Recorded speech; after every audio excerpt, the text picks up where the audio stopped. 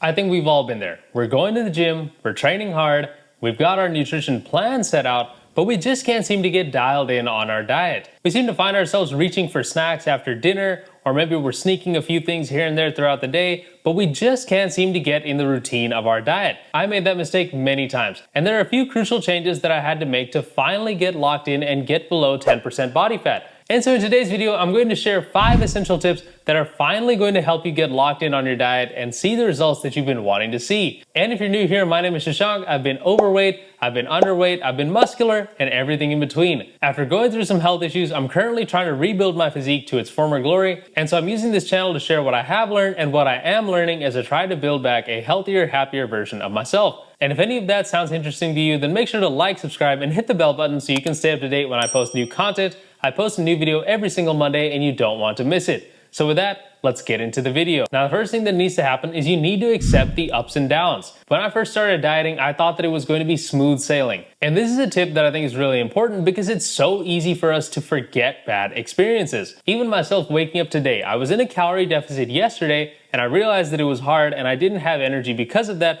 but I'm waking up today and I'm wondering why I'm not as peppy as I usually am. And the obvious answer is I'm dieting, but my brain has almost already forgotten that there's a certain amount of difficulty that's expected with the diet. So what I really needed to realize was that there are going to be days where I'm feeling good and there are going to be days that I'm feeling bad.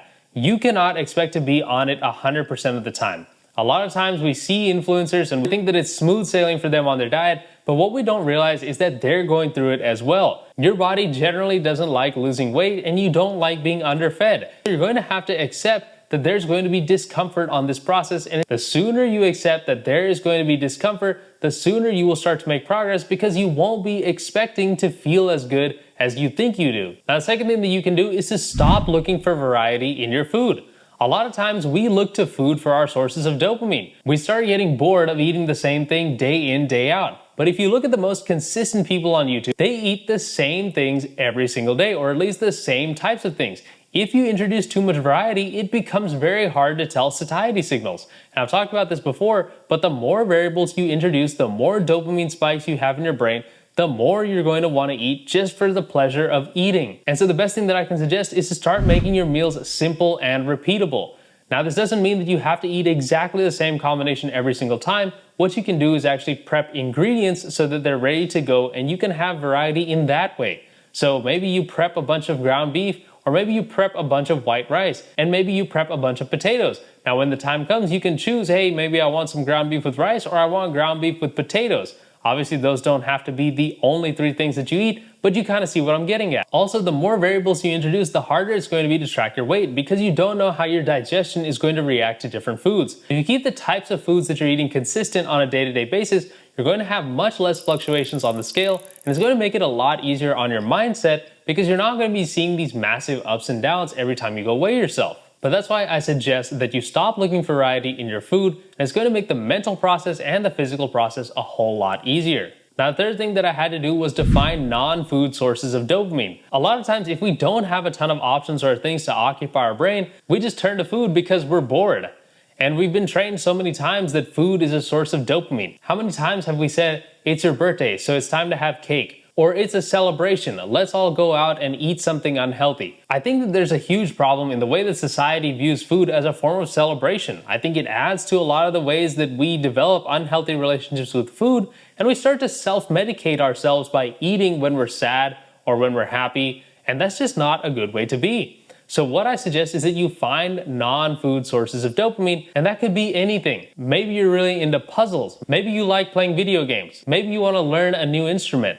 Maybe it's not a conventionally good habit, but it'll prevent you from turning to food to quell that urge. So if you have to play video games in order to keep yourself on your diet and keep your mind occupied, then I think that's totally fine. Just make sure that you find different sources of your dopamine or your happiness hits that don't relate to food. It's going to make you a happier person overall, and you're going to stop associating every single thing that you do with food. You're going to start to learn to view it as fuel, not enjoyment, which I think is really beneficial. Now, the fourth thing that you need to do is prioritize recovery. A lot of times we want to eat because our cortisol levels are really high because we are working a ton, we're pushing ourselves to the max, and we don't realize it. If you don't sleep enough, if you don't take any days off of the gym, you're just going to be beating down your body, and your body is not going to want to let you lose weight and it's going to ask you to eat more.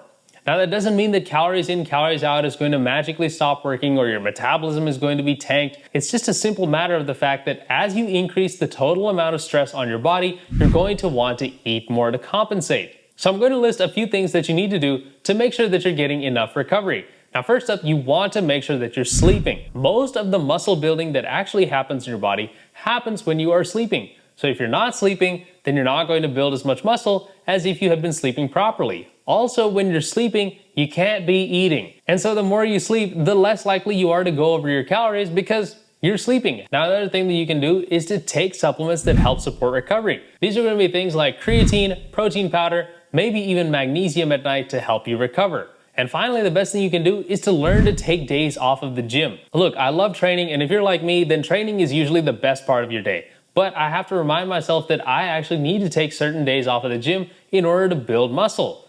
If you are always training, then you're always breaking down muscle fibers. And a lot of times it feels like if we're sitting at home, then we're kind of just wasting away, but actually it's the opposite. When you sit at home, you are resting, you are rebuilding, and you're going to go back to the gym stronger the next day. And the fifth thing that you have to do is to set realistic goals and track your progress. A lot of times when I first got on a diet, I would just think I just eat as little as possible, exercise as much as possible, and the rest will just follow. But that is not the way to do things. You need to understand what a realistic goal is for you. If you're currently very overweight and you're trying to get shredded in 5 weeks, you are obviously not going to be able to stick to the diet that you set out for yourself. It's too lofty of a goal, it's not going to work, and you're just setting yourself up for disappointment. A realistic goal is to lose about 0.5 to 1% of your body weight per week. Or if you're trying to build muscle, then maybe aim for just about 2 pounds of muscle a month. A lot of these transformations that you see online are just not realistic. You're not going to put on 5 pounds of muscle in a month. It is about consistency and time. The people with natural physiques who have amazing physiques have been training for years. They just kind of make slow and steady progress. Now, speaking of progress, you also need to track your progress. If you are tracking your weight just one day, week to week, you might end up finding that there are huge fluctuations and you don't really know what's working and what's not. You need to step on the scale as often as possible, or you need to take measurements of yourself as much as possible, or even take physical photos of yourself in the mirror.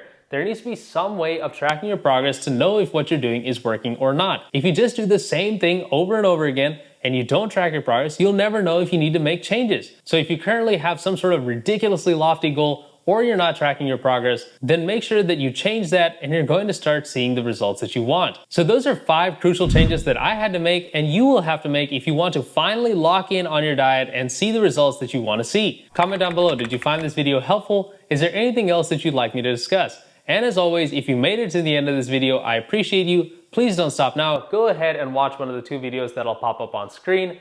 Good luck making these adjustments, and I'll see you in the next video.